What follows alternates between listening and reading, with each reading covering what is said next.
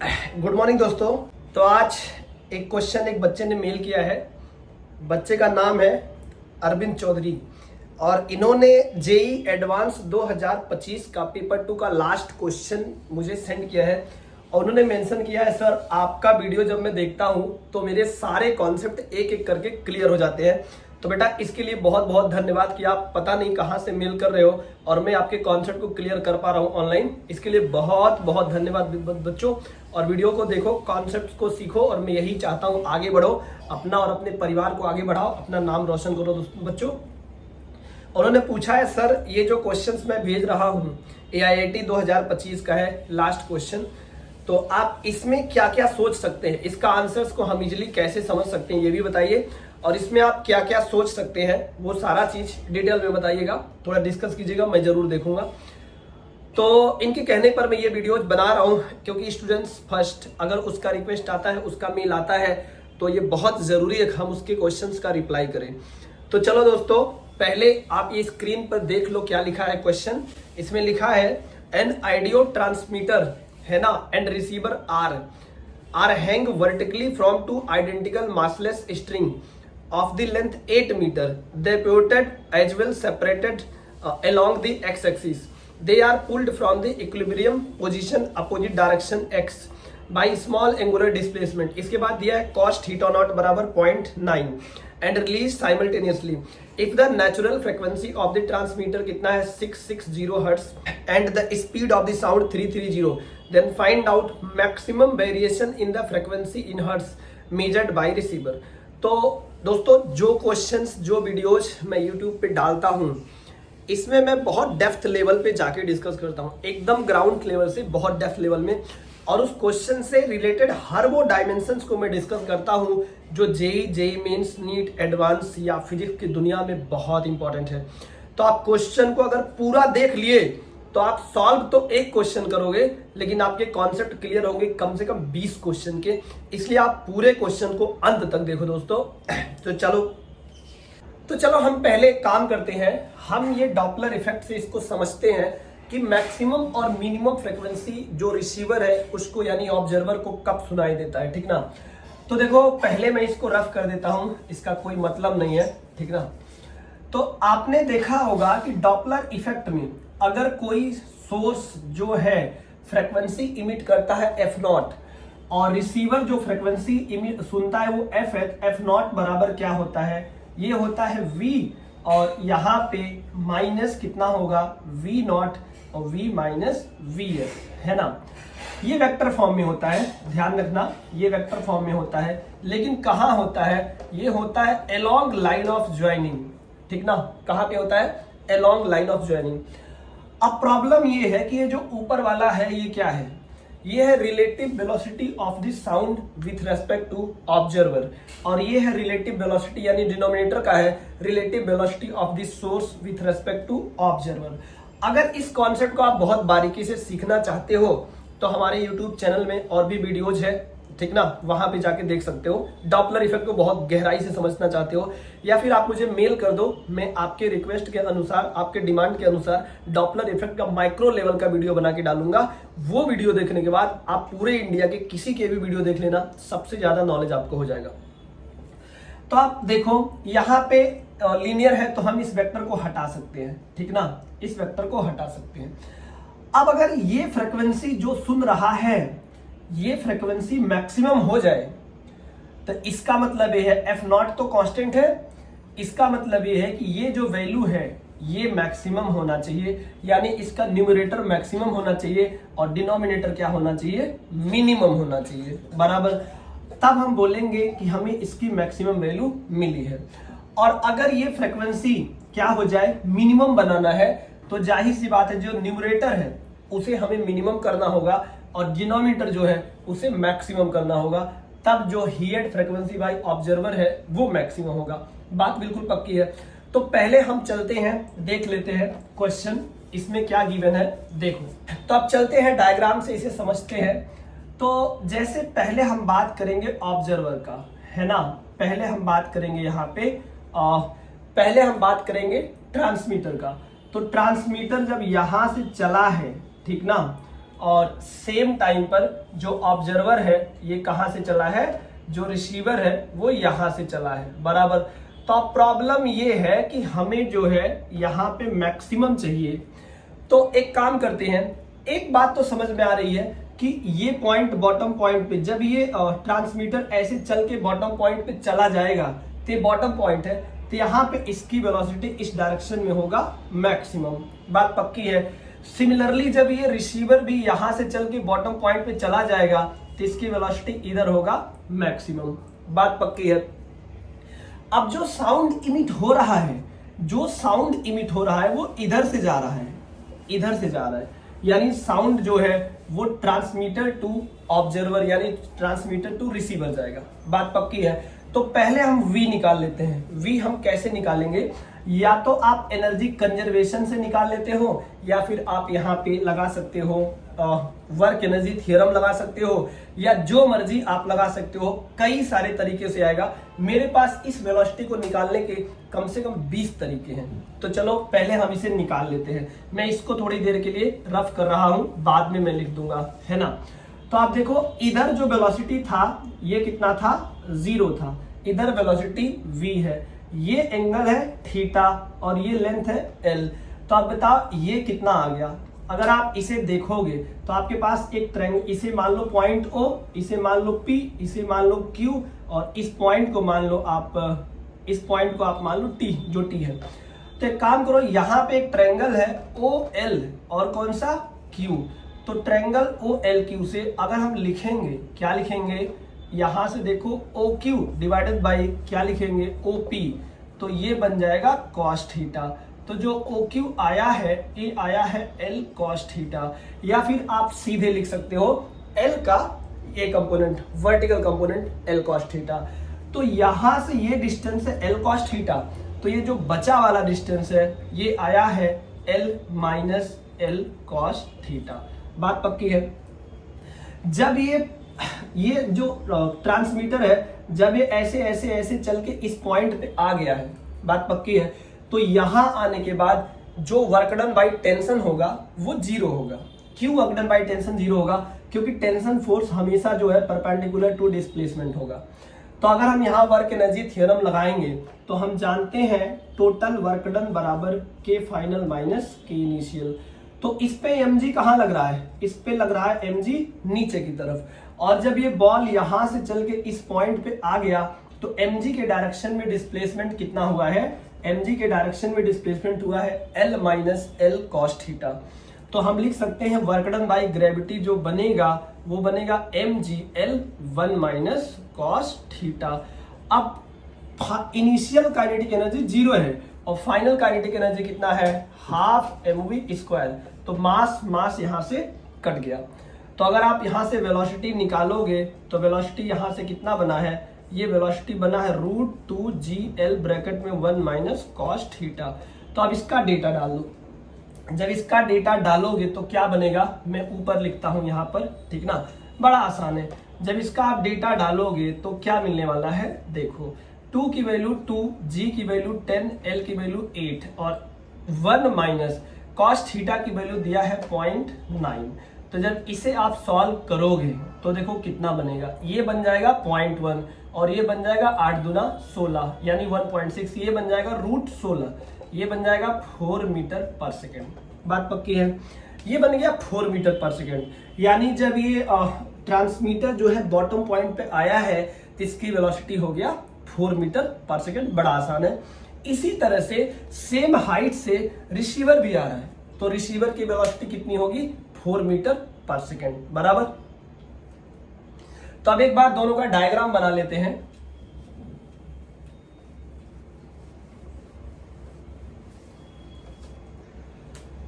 तो अब जब ये यहां से चल करके इस बॉटम पॉइंट पे आया है तो इसकी वेलोसिटी है 4 मीटर पर सेकेंड, और जब ये यहां से चल करके बॉटम पॉइंट पे आया है तो इसकी वेलोसिटी है 4 मीटर पर सेकेंड। ये आपका है ट्रांसमीटर, ये है रिसीवर, और साउंड इधर से इधर जा रहा है और ये फ्रीक्वेंसी f0 इमिट कर रहा है, ये फ्रीक्वेंसी f सुन रहा है। तो सबसे पहले हम यहाँ पे इस सिचुएशन में लिखते हैं f कितना आता है। अगर हम लिखेंगे तो मिलेगा f0, और ब्रैकेट में ऊपर होगा velocity of the sound with respect to, यहां पे क्या होगा, विथ रेस्पेक्ट टू ऑब्जर्वर। तो ऑब्जर्वर क्या है, रिसीवर है। अब साउंड की वेलोसिटी v इधर है और ऑब्जर्वर की वेलोसिटी यानी इसको हम बोलते हैं बोल दो v नॉट, ये इस साइड है। तो अगर इसके रिस्पेक्ट में उसका वेलोसिटी निकालेंगे तो ये पलट के क्या करेगा, साउंड को दे देगा। तो जो नेट वेलोसिटी बना है that is v plus v nought. और सेम टाइम पे अगर हम बात करेंगे है ना कि velocity of the source with respect to velocity of the sound with respect to source, तो साउंड तो फॉरवर्ड जा रहा है, सोर्स भी फॉरवर्ड जा रहा है, तो सोर्स रेस्ट में होगा, अपनी वेलोसिटी उल्टा करके किसको दे देगा, ट्रांसमीटर को। तो इसके पास एक वेलोसिटी होगा इधर, दूसरा वेलोसिटी इधर होगा, कितना, vs। तो नेट वेलोसिटी मिलेगा v माइनस vs। अब इसका डेटा डाल दो, f नॉट कितना है 660, और यहाँ पे देखो ये कितना होगा 330 प्लस 4, और यहाँ पे ये होगा 330 माइनस 4 बराबर। तो जब इसे सॉल्व करोगे तो इसकी वैल्यू आएगा 676.2 हर्ट्ज। बात पक्की है। अब देखो होगा क्या, इसके बाद ये पेंडुलम क्या होगा ना, थोड़ा सा इसको मैं रफ करता हूं, ठीक ना, ये भी रफ करता हूं। इसके बाद क्या होगा, अगर हम थोड़ा सा और दिमाग चलाएंगे तो हमें एक बात समझ में आ रही है। इसके बाद ये पेंडुलम ऐसे ऐसे इधर जाएगा और इधर जा करके फिर ऐसे वापस आएगा। जब वापस आएगा तो इसकी वेलोसिटी जो है पलट जाएगा, ये इधर हो जाएगा vs। इसी तरह से ये पेंडुलम इधर जाएगा फिर वापस आएगा तो इसकी वेलोसिटी इधर पलट जाएगा, ये हो जाएगा v नॉट। अब इस सिचुएशन में कितना फ्रीक्वेंसी जो है इसको सुनाई देगा, हम वो निकाल लेते हैं। यानी इसको आप f1 मान लो, इसको f2 मान लो। तो पहले लिखोगे 660। अब देखो साउंड अभी भी लेफ्ट टू राइट ट्रेवल कर रही है, तो जब ऑब्जर्वर के रिस्पेक्ट में साउंड की वेलोसिटी लिखोगे तो ऑब्जर्वर अपनी वेलोसिटी उल्टा करके साउंड को दे देगा। तो इसके पास जो नेट वेलोसिटी बनेगा वो बनेगा v माइनस v नॉट, और इधर क्या करेगा, सोर्स इधर आ रहा है मतलब इस डायरेक्शन में लेफ्टवर्ड, और साउंड राइटवर्ड जा रही है, तो सोर्स के रिस्पेक्ट में साउंड की वेलोसिटी क्या होगा, ये vs पलट के उसको मिल जाएगा, यानी ये मिल जाएगा v प्लस vs। तो इसे देखोगे तो ये मिल जाएगा 660 इंटू इसके बाद 326 और डिवाइडेड बाई 334। तो इसकी जो वैल्यू है वो देखो कितना आ गया है, तो ये आ गया है 644.01, मतलब 644 के आसपास। तो अब देखो आपका नेट आंसर क्या है। क्वेश्चन में बेसिकली पूछा है ना कि मैक्सिमम और मिनिमम यानी कितना वेरिएशन होगा, तो देखो मैक्सिमम फ्रीक्वेंसी जो सुनाई देगा वो है 676.2 और मिनिमम सुनाई देगा 644। तो अगर आप इसका डिफरेंस लोगे तो आपको मिल जाएगा 676.2 माइनस 644.01। तो इसका डिफरेंस लोगे तो 32.01 के आसपास, ऐसा समथिंग 32.02 या 1 आएगा। तो आईआईटी में जो आंसर्स दिया था वो दिया था 32.01 के आसपास दिया था, यानी रेंज में दिया है, तो वहां से मैच करा सकते हो, ठीक ना। अब यहाँ पे समस्या ये है कि इसी सिचुएशन में ही मैक्सिमम क्यों मिल रहा है या इसी सिचुएशन में ही मिनिमम क्यों मिल रहा है, ये बहुत बड़ा समस्या है। तो चलो एक बार देखते हैं क्यों मैक्सिमम मिल रहा है, क्यों मिनिमम मिल रहा है। क्योंकि अभी तक मैंने ये डिस्कस नहीं किया है कि इस सिचुएशन में मैक्सिमम मिनिमम क्यों मिलेगा। हमने आंसर्स तो निकाल दिया, लेकिन आम आदमी के लिए, आम स्टूडेंट के लिए समझना बहुत मुश्किल हो जाएगा। तो थोड़ा देखो कैसे इसे करते हैं सॉल्व, देखो ध्यान से। अगर देखो हम कोई और सिचुएशन लेते हैं, जैसे मान लो मैंने कोई यहाँ पे सिचुएशन लिया है और ये एंगल जो है ये है थीटा, और यहाँ पे जो रिसीवर है यहाँ पे हमने इसका जो है ये सिचुएशन लिया है, ये एंगल है थीटा। तो इसकी वेलोसिटी इधर मान लो कितना है, v है, तो इसकी वेलोसिटी इधर कितना है, v है बराबर। तो अगर हम देखेंगे तो ये थीटा, ये 90 माइनस थीटा, ये भी थीटा हो जाएगा, तो ये मिल जाएगा v cos थीटा, और इसका इस डायरेक्शन वाला वेलोसिटी होगा v cos थीटा। अब अगर हम देखेंगे तो साउंड यहां से ट्रेवल करके इधर जा रही है, तो इसको मान लो v velocity of this sound, जिसको हम v डैश बोल देते हैं।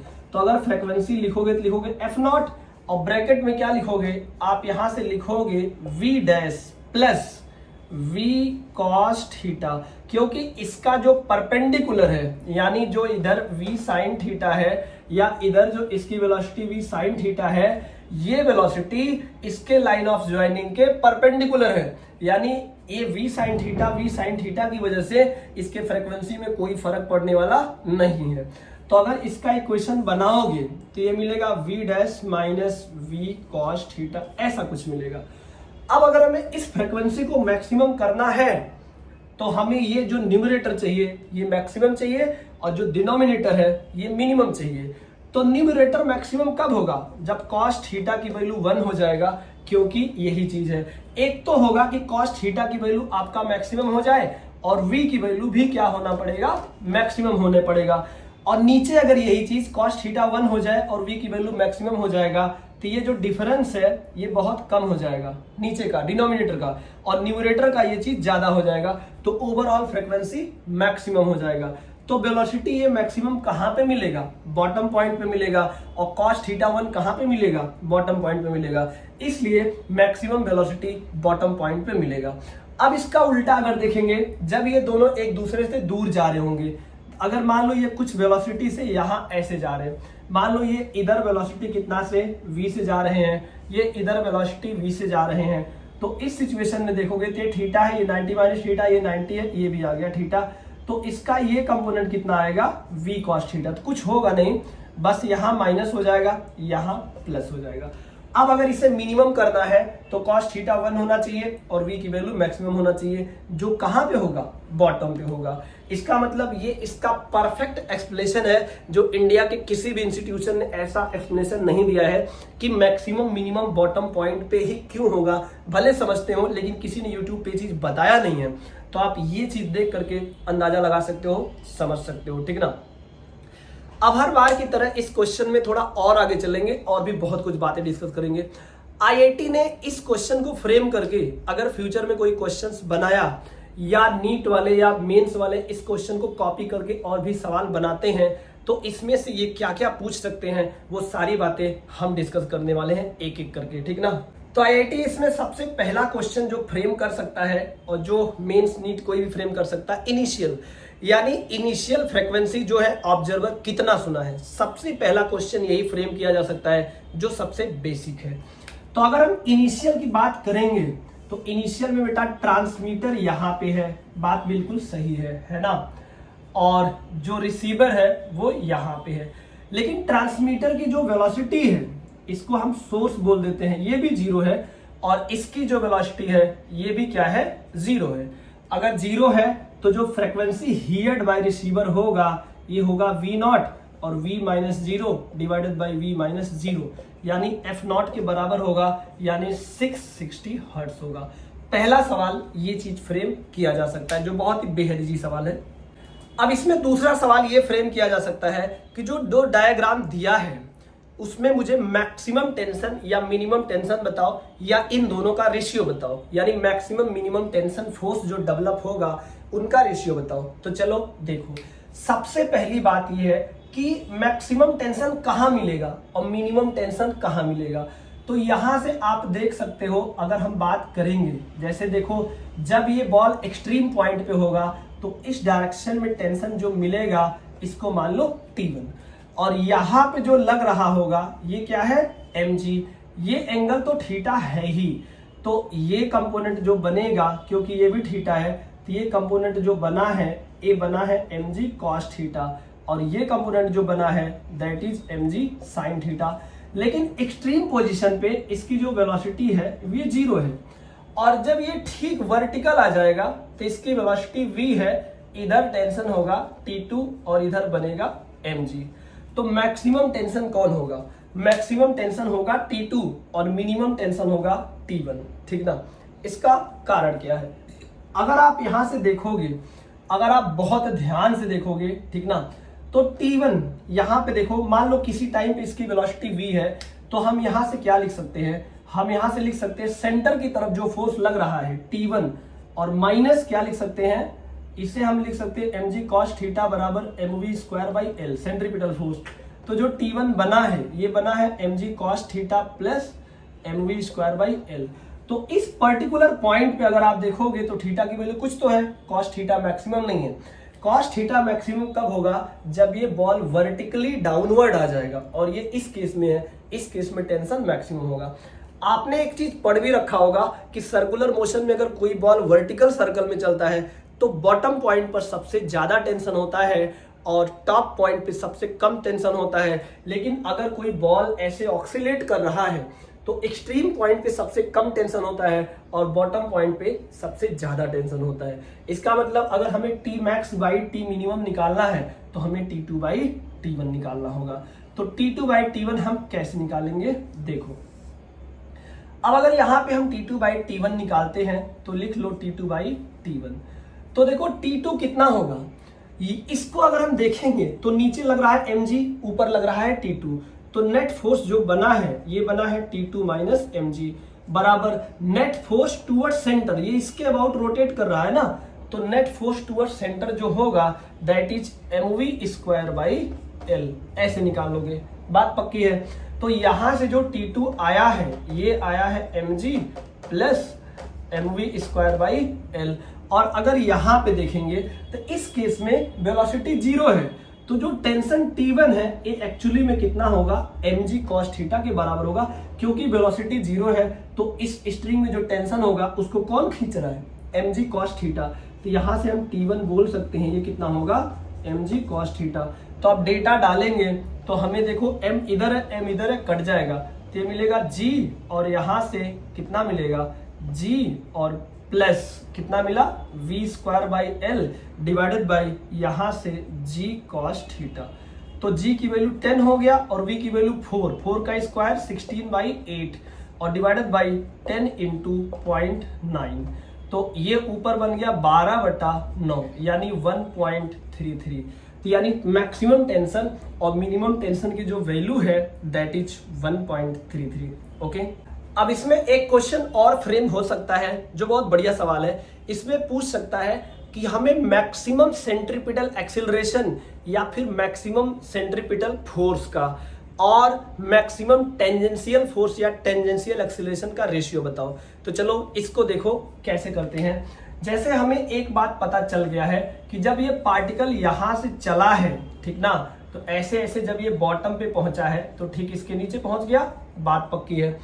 तो इधर जो लग रहा था फोर्स वो कितना था, वो था अगर हम देखेंगे तो एक्सीलरेशन इस टाइम पर है g साइन थीटा, ठीक ना, और इधर लगेगा टेंशन T1, इधर कितना लगेगा, इधर लगेगा g cos थीटा। चलो mg लिख लो, कोई दिक्कत वाली बात नहीं है। और जब यहां पे पहुंच गया है तो इधर टेंशन लगेगा, इधर कितना लगेगा mg। तो हमें यहाँ पे मैक्सिमम टेंजेंशियल फोर्स चाहिए, तो मैक्सिमम टेंजेंशियल फोर्स किस पॉइंट पे मिलेगा, जहां पे मैक्सिमम टेंजेंशियल एक्सीलरेशन रहेगा।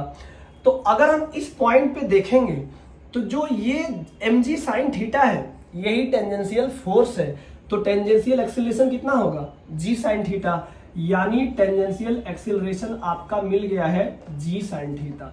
तो जैसे जैसे साइन थीटा घटेगा वैसे वैसे टेंजेंशियल एक्सीलरेशन भी घटेगा। तो टेंजेंशियल एक्सीलरेशन कहाँ मैक्सिमम होगा, ये होगा एक्सट्रीम पॉइंट पे, यानी इसी पॉइंट पे जहां पे ये पार्टिकल स्टार्ट हुआ है, पक्की बात। तो अगर हम लिखेंगे तो 80 मैक्स ये चीज हमें मिल गया। अब अगर हम बात करेंगे सेंट्रीपिटल एक्सीलरेशन, तो सेंट्रीपिटल एक्सीलरेशन जो AC होता है वो होता है v square by L. L तो कांस्टेंट है, तो जहां पे v की वैल्यू ज्यादा है वहां पे सेंट्रीपिटल एक्सीलरेशन क्या होगा, ज्यादा होगा। तो v की वैल्यू सबसे ज्यादा कहां है, सबसे ज्यादा बॉटम पॉइंट पे है, तो बॉटम पॉइंट पे सेंट्रीपिटल एक्सीलरेशन कितना होगा, v स्क्वायर बाई एल। तो चलो यहाँ पे फिल कर देते हैं। जब यहाँ पे फिल करेंगे तो हमें मिल जाएगा v स्क्वायर बाई एल और divided by g sine theta. तो v की वैल्यू कितना होगा 4 इंटू 4, l की वैल्यू 8 और g की वैल्यू 10 और साइन थीटा होगा 1 माइनस कॉस स्क्वायर थीटा।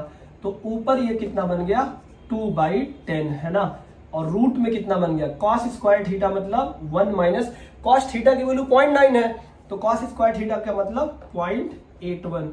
तो इसकी जो वैल्यू आया है वो आया है 1/5 रूट 0.19। तो जब इसे सॉल्व करोगे तो कितना बनेगा, देखो कितना बनेगा ये बताओ,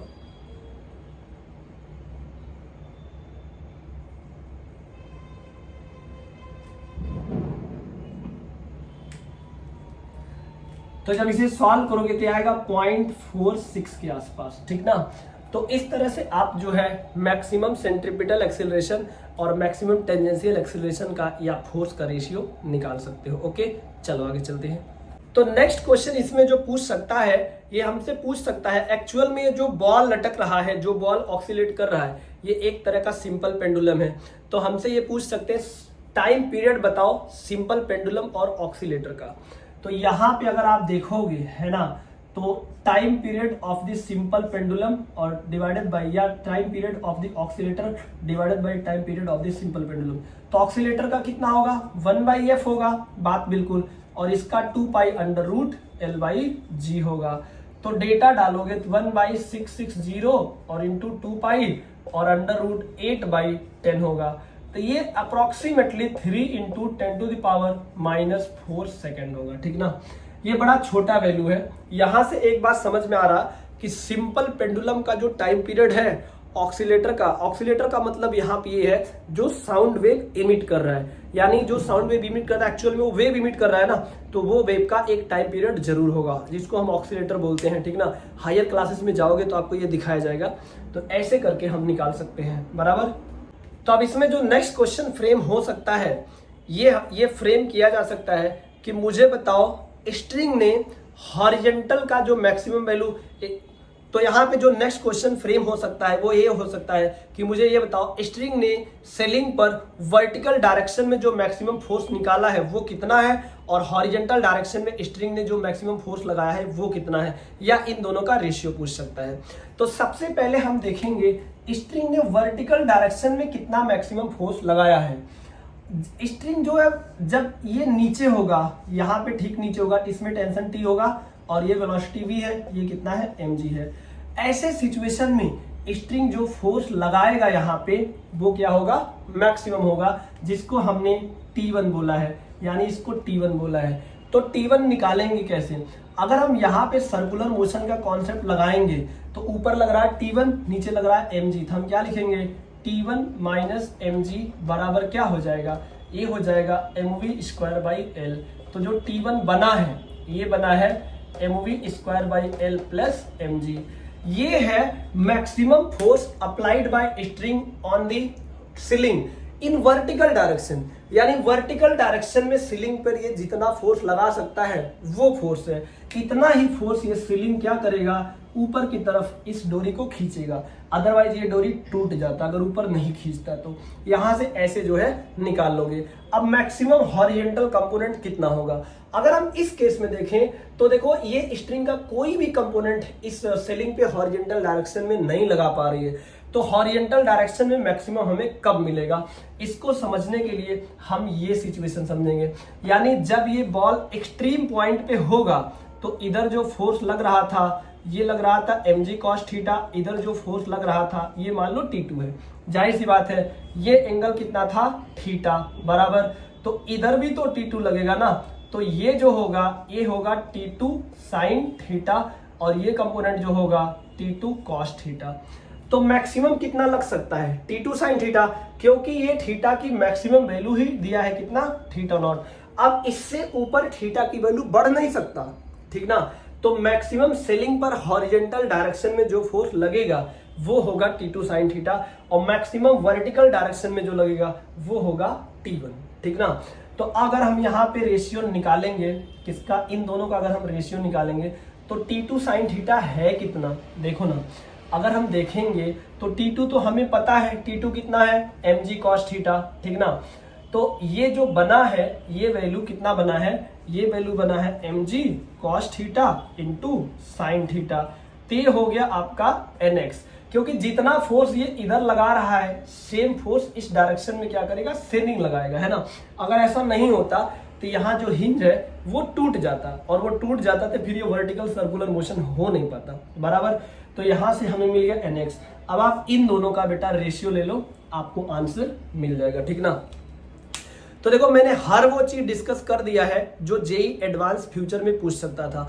जो बच्चा इस क्वेश्चन को पेशेंस रख के पूरा देखा होगा या देखेगा, वो बहुत कुछ सीख जाएगा। इसमें बहुत ज़्यादा डेटा है, बहुत ज़्यादा डेटा है दोस्तों। तो इसलिए आप क्या करो, मुझे फॉलो जरूर करके जाओ ताकि अच्छी वीडियोज़ मैं आपके लिए और भी बेहतर ला सकूँ।